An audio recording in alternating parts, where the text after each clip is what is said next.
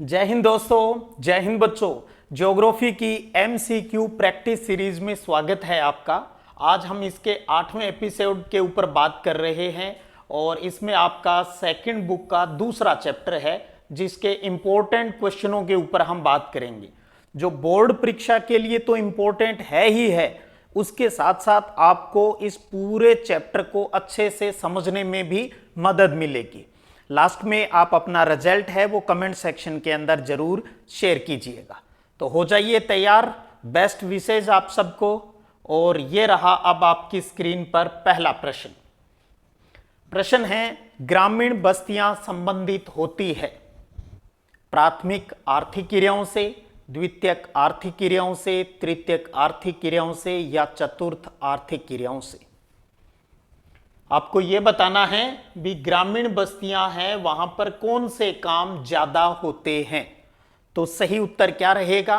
बिल्कुल सही, प्राथमिक प्राथमिक क्रियाकलाप है वो सबसे ज्यादा होते हैं। कृषि और कृषि से जुड़े हुए जो काम हैं वो गांव के अंदर ज्यादा होते हैं।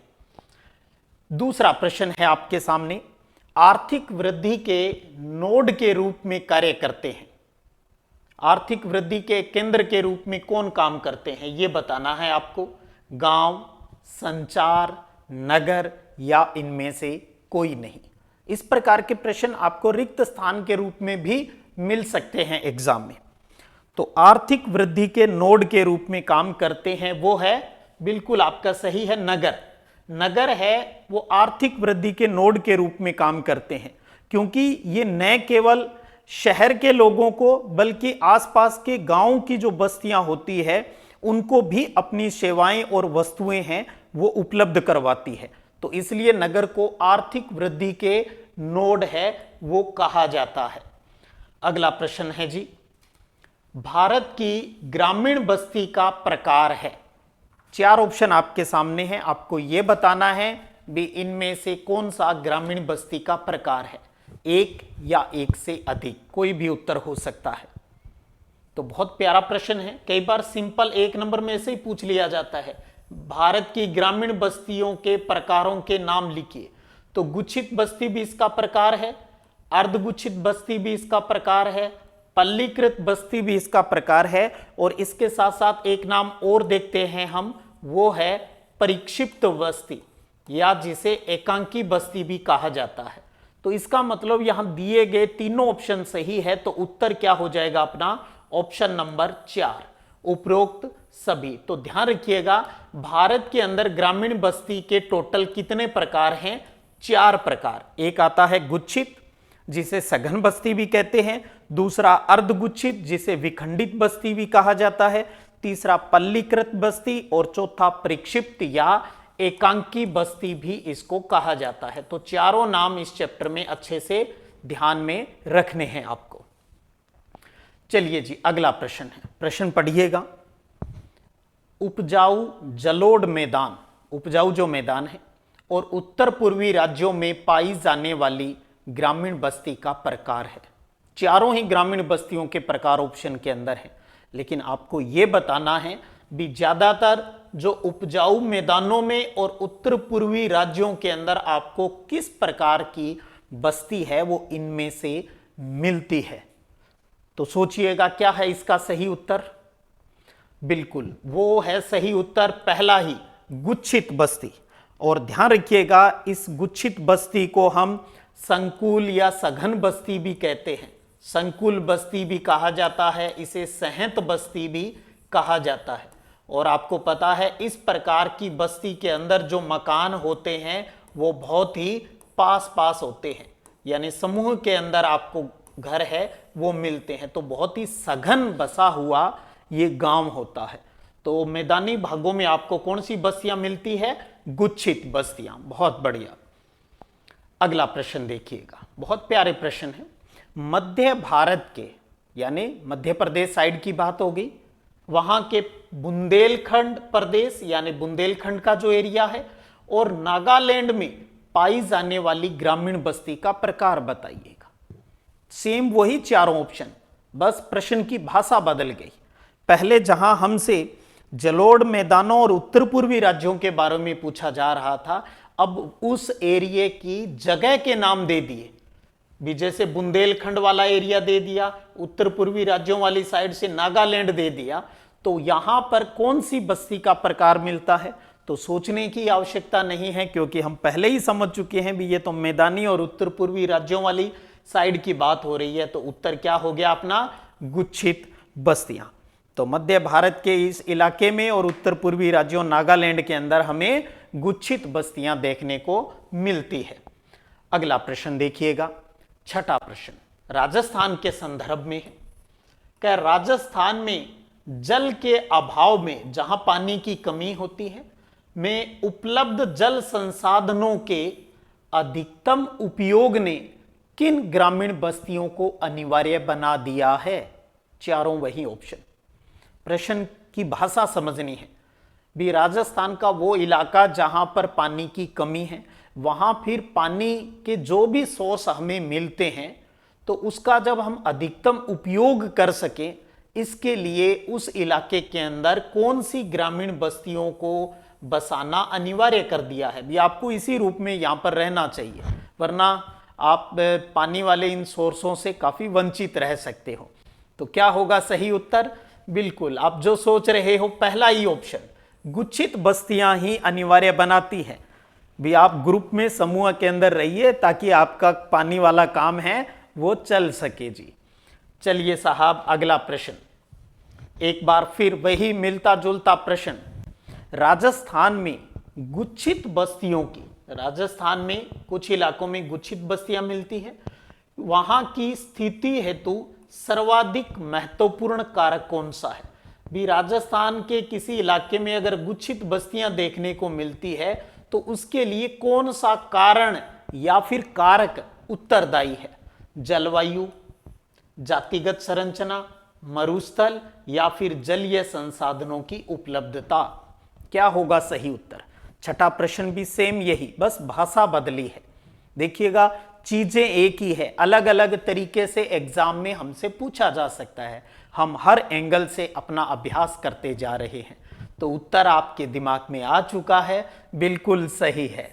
चौथा ऑप्शन, जलीय संसाधनों की उपलब्धता ही राजस्थान को के अंदर गुच्छित बस्तियों को बसाने के लिए प्रेरित है, वो करती है, ताकि जल की कमी वाला जो इलाका होता है वो इन जलीय संसाधनों का अधिकतम उपयोग है वो कर सके।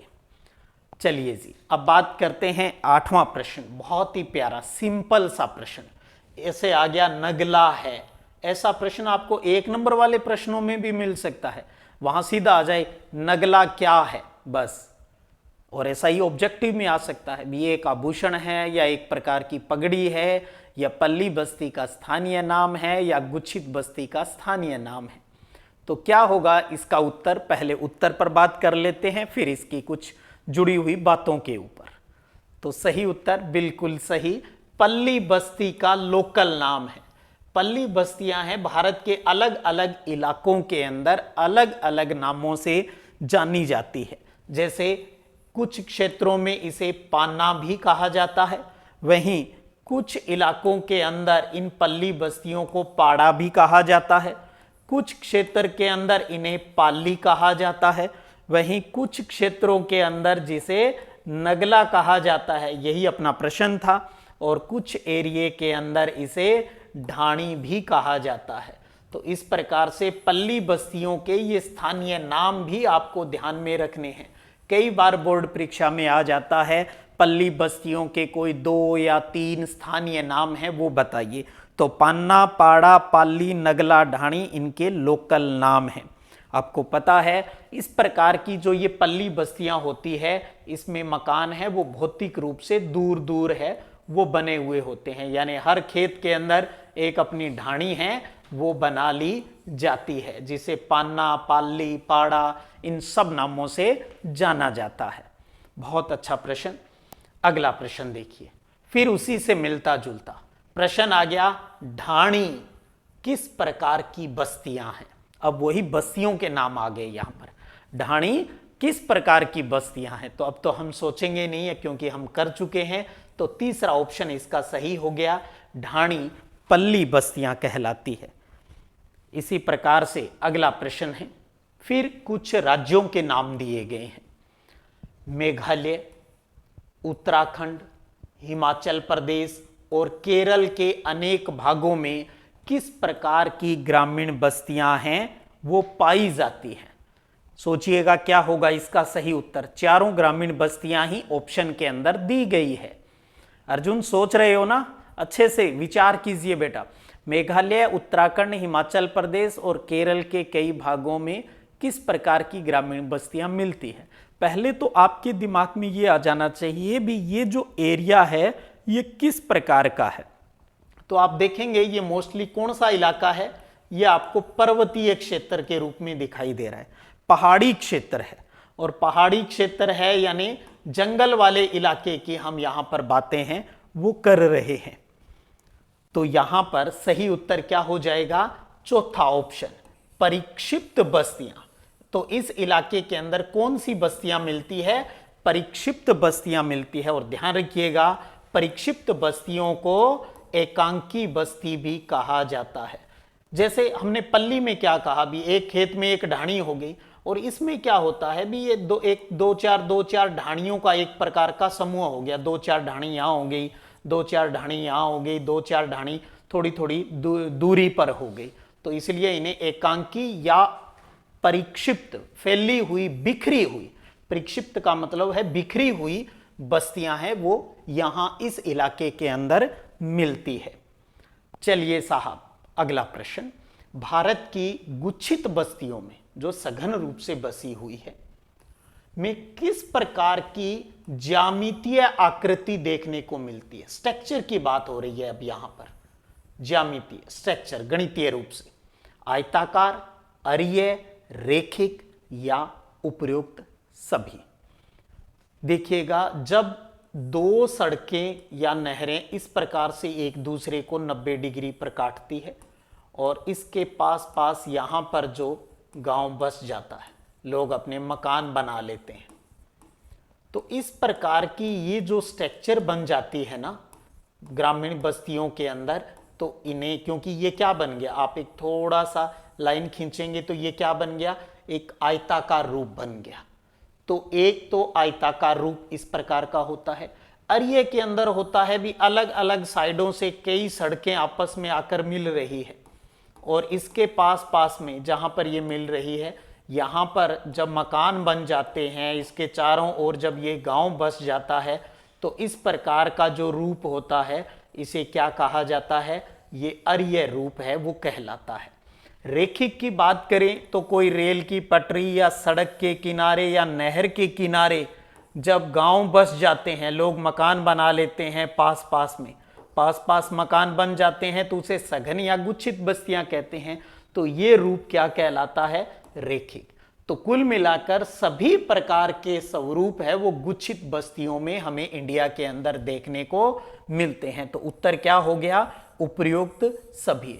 इसके अलावा कहीं पर आपको वृत्ताकार रूप भी देखने को मिल जाएगा, कहीं पर अर्धवृत्ताकार रूप है वो भी देखने को मिल जाएगा। तो ये सब आपको गुच्छित बस्तियों के अंदर जो गणितीय आकृतियां हैं वो दिखाई देती है। तो गुच्छित बस्तियों के ये सभी रूप देखने को मिलते हैं। अगला प्रश्न 12वां, निम्न में से किस पर्यावरण में, भाषा का ही फर्क है, बाकी चीजें सेम ही चल रही है, आप महसूस करेंगे, किस पर्यावरण में परिक्षिप्त ग्रामीण बस्तियां, जिनको हम एकांकी भी बोलते हैं, एकांकी की अपेक्षा नहीं की जा सकती है। प्रश्न समझना है जी, नहीं की बात हो रही है।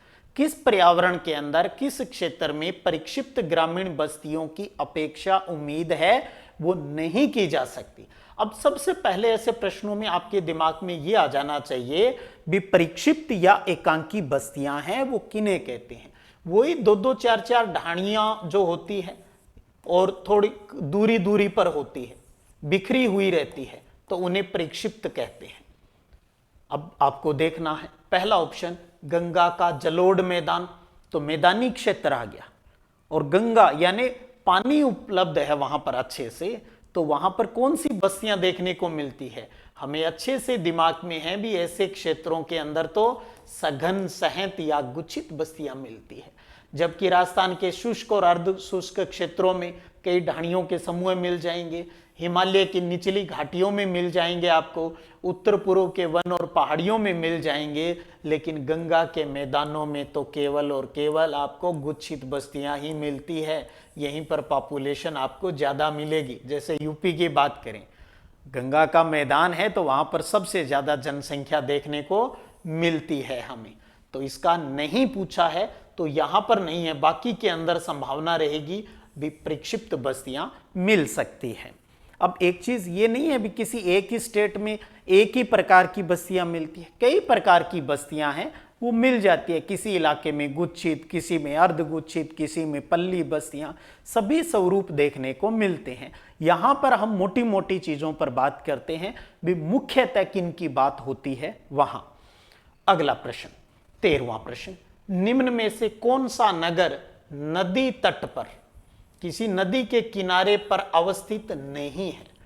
4 ऑप्शन दिए गए हैं, आपको यह बताना है इनमें से कौन सा जो नगर या शहर है वो नदी के किनारे नहीं बसा हुआ है। आगरा, भोपाल, पटना या कोलकाता। तो सही उत्तर क्या है?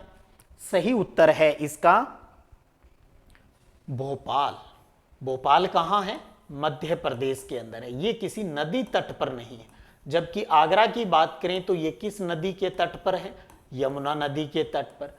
पटना की बात करें तो गंगा नदी हो गई जी। कोलकाता की बात करें तो कौन सी नदी हो गई? हुगली नदी हो गई।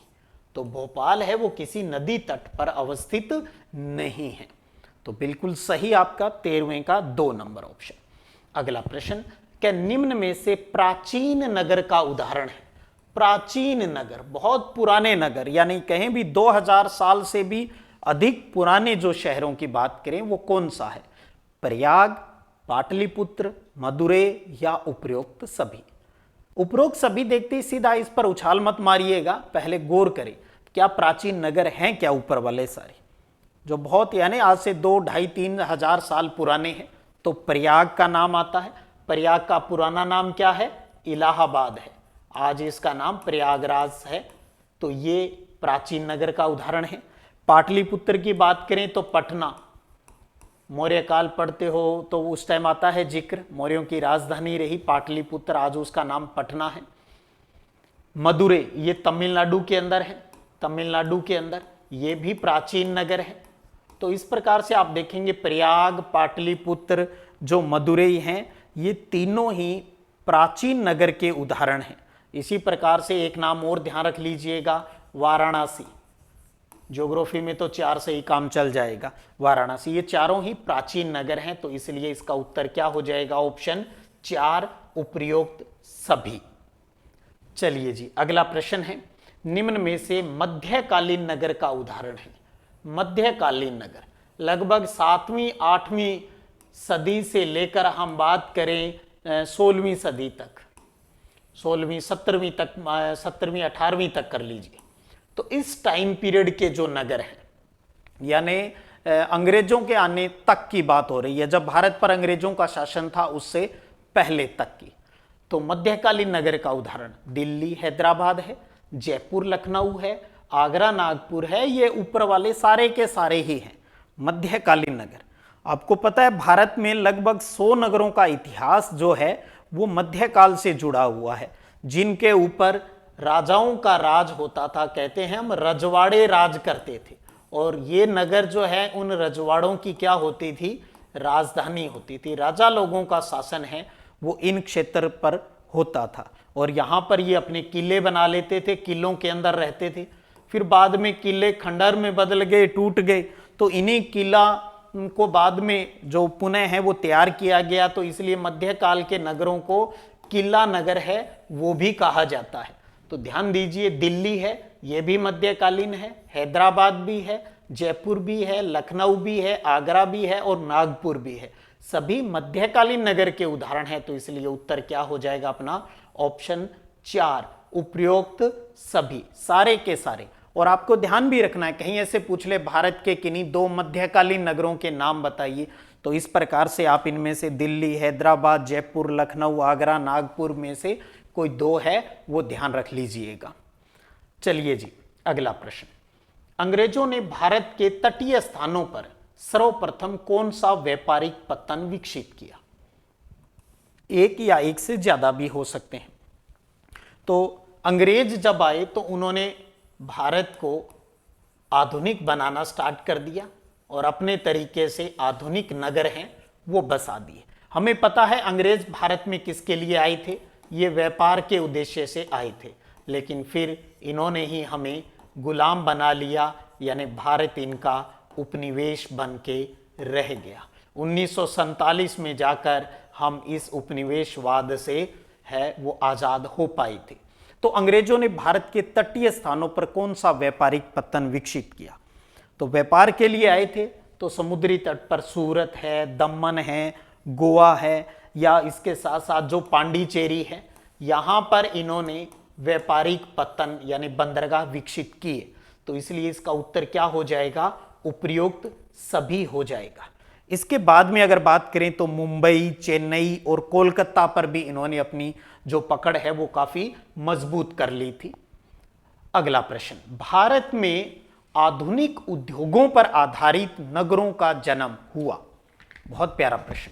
आधुनिक उद्योगों पर आधारित नगरों का जन्म हुआ 1650 से पहले, 1750 से पहले, 1850 के बाद या 1950 के बाद? तो सीधी सी बात है, आधुनिक उद्योग अंग्रेजों की देन है। अंग्रेज आ गए उसके बाद में, तो ये है 1850 के बाद। यहां से भारत के अंदर आधुनिक नगरों का जो उद्भव है वो होना स्टार्ट हो गया था। तो तीसरा ऑप्शन इसका बिल्कुल सही है। और सबसे प्यारा उदाहरण जो दिया जाता है और वो है Jamshedpur. Jamshedpur, Tata iron steel company Jamshedpur, Ratan ji Tata ने टाटा नगर के नाम से भी जाना जाता है आज। अगला प्रश्न। भारत का कौन सा नगर एक प्रशासनिक नगर है? प्रशासनिक नगर होता है जहां पर उस स्टेट का, उस देश का सारा काम वहां से संभाला जाता है। सीधी सी बात, सिंपल भाषा में कहूं तो किसी राज्य या देश की जो राजधानी होती है वो उसका प्रशासनिक नगर है। तो अब आप देख लें इनमें से कौन सा है। चंडीगढ़ की बात करें तो पंजाब हरियाणा की राजधानी है। नई दिल्ली भारत की राजधानी है। गांधीनगर गुजरात की राजधानी है। जयपुर राजस्थान की है। भुवनेश्वर उड़ीसा की और भोपाल मध्य प्रदेश की। तो ये तो सभी राजधानियों के नाम हैं, तो इसलिए ये सभी के सभी क्या हैं? प्रशासनिक नगर। तो उत्तर फिर क्या हो जाएगा? उपयुक्त सभी। मैं एक बार फिर आप सबको कहना चाहूंगा, यहां सीधा उत्तर पर फोकस नहीं करना है अभी हमें, क्योंकि हमें अभ्यास भी करना है। तो अब आपसे एग्जाम में ऐसे प्रश्न आ जाएंगे कि नहीं 4 प्रशासनिक नगरों के नाम बताएं, तो आपको अब ये समझ में आना चाहिए अर्थात राज्यों की राजधानी की बात हो रही है, देश की राजधानी की बात हो रही है, तो इसका मतलब उनमें से कोई भी आप लिख सकते हैं। अगर खुला प्रश्न आपके लिए होता है तो भारत के सभी 28 राज्यों में से आप किन्हीं के भी लिख सकते हैं। जब आपसे पूछा जाए भी किन्हीं प्रशासनिक नगरों के नाम बताइए। अगला प्रश्न। भारत के किस क्षेत्र में पल्ली बस्तियां बहुतायत यानी बहुत अधिक पाई जाती है? पल्ली बस्तियां, ढाणी, पान्ना, पाडा जिसको कहते हैं। तो सही उत्तर क्या होगा? हिमालय की निचली घाटियों में, गुजरात के मैदान और राजस्थान में, दक्षिण पठारी क्षेत्र में, उत्तर पूर्व के वन और पहाड़ियों में। क्या होगा सही उत्तर? तो ज्यादातर अगर हम पल्ली बस्तियों की बात करते हैं तो ये आपको जो मध्य और निम्न गंगा का जो मैदान है, छत्तीसगढ़ है, और हिमालय की जो निचली घाटियां हैं, हिमालय की जो निचली घाटियां हैं वहां पर आपको पल्ली बस्तियां ज्यादा देखने को मिलती है। तो सही उत्तर हो गया ऑप्शन संख्या पहला। बहुत बढ़िया। अगला प्रश्न। प्रकार्य यानी फंक्शन, काम के आधार पर। प्रकार्य, फंक्शन, कार्य। प्रकार्य नहीं समझे तो सिर्फ कार्य बात करें। कार्य की दृष्टि से कौन सा नगर शैक्षिक नगर के रूप में शामिल नहीं है? इनमें से 4 शहर दिए गए हैं, आपको ये बताना है इनमें से कौन सा है वो एजुकेशनल सिटी के रूप में नहीं जाना जाता है, ये बताना है। पिलानी, पिलानी की बात करें तो ये किस में है, शैक्षिक नगरी है, झुंझुनू के अंतर्गत है। वाराणसी पढ़ाई के लिए जाना जाता है। इसी प्रकार से प्रयागराज, इलाहाबाद, ये भी आपको पता है शैक्षिक नगरी के रूप में जाना जाता है, शैक्षिक नगरी के रूप में। और इसी प्रकार चौथा ऑप्शन आ जाता है सेलम या सलेम जिसको कहते हैं, ये तमिलनाडु के अंदर है, तमिलनाडु के अंदर है। तो आप देख रहे हैं पिलानी हो गया, वाराणसी हो गया, पिलानी और प्रयागराज या इलाहाबाद हो गया। इसी प्रकार एक नाम बहुत फेमस रहता है आपके एग्जाम के लिए, रुड़की की बात आ गई, और अलीगढ़।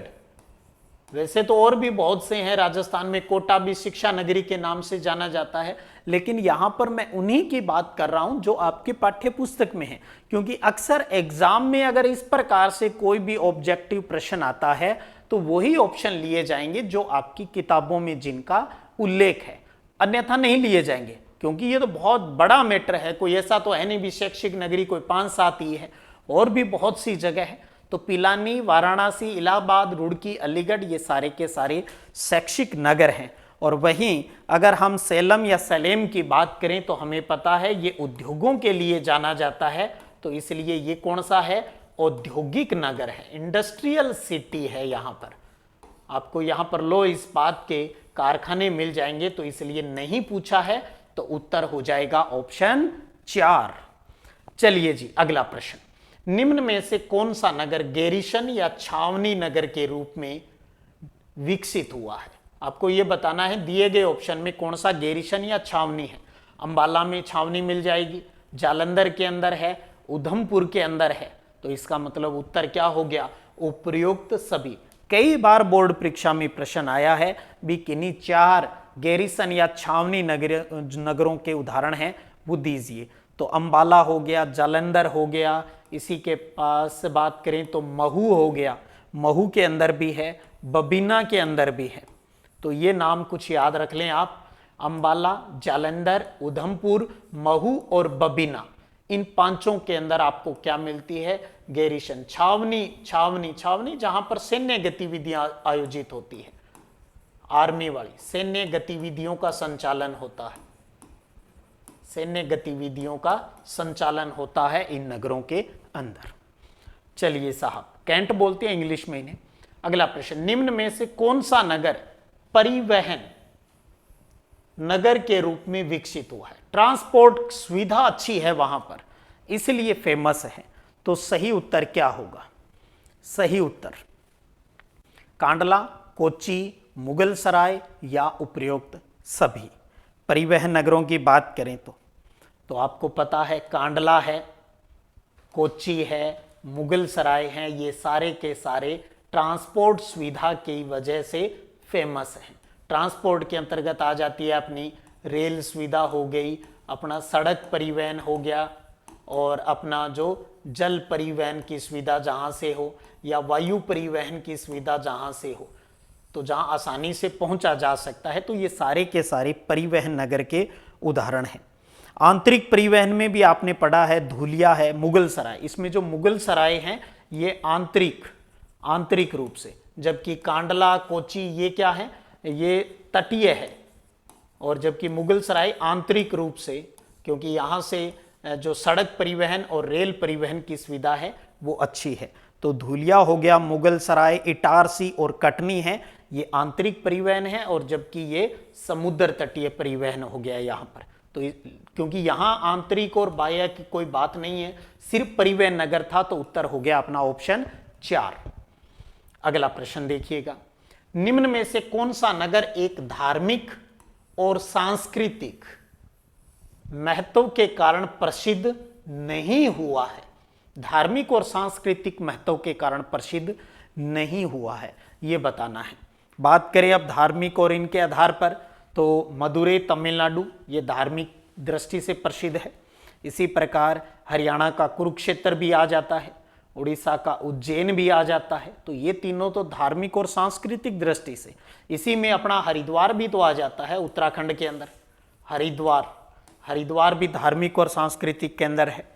अपना अजमेर आ जाता है, अजमेर के अंदर ही एक और जगह है, पुष्कर का नाम ले लें हम, अजमेर पुष्कर, ये भी धार्मिक और सांस्कृतिक महत्व का है। इसी प्रकार नाम आ जाता है, पुरी की बात करें या तिरुपति की बात करें, तिरुपति बालाजी जहाँ प्रसिद्ध है भी, तिरुपति हो गया। अमृतसर हो गया अपना, अमृतसर ये भी धार्मिक दृष्टि से, क्योंकि यहाँ पर गोल्डन टेम्पल है, सिख धर्म की आस्था का बहुत बड़ा संस्थान है। वाराणसी हो गया, मथुरा हो गया, ये सारे क्या हैं, धार्मिक और सांस्कृतिक महत्व के। तो बच गया पचमढ़ी, जो इस प्रश्न का उत्तर भी है। पचमढ़ी, पचमढ़ी किसके लिए जो है प्रसिद्ध है, ये पर्यटन के लिए, घूमने के दृष्टि से फेमस हैं। तो ये यहाँ पर धार्मिक दृष्टि से प्रसिद्ध नहीं है। अगला प्रश्न जी, निम्न में से कौन सा नगर एक वाणिज्यिक नगर के रूप में विकसित हुआ है? वाणिज्यिक नगर के रूप में, कमर्शियल रूप में, जहां व्यापार वाणिज्य है वो ज्यादा किया जाता है। सहारनपुर, गांधीनगर, विशाखापट्टनम और जोधपुर। क्या है सही उत्तर? चलिए यूपी पहुंच जाते हैं और वो है पहला ही ऑप्शन, सहारनपुर। सहारनपुर है वो एक वाणिज्यिक नगर के रूप में प्रसिद्ध है। गांधीनगर की बात करें तो राजधानी है, तो क्या हो जाएगा, ये प्रशासनिक नगर हो जाएगा, प्रशासनिक नगर।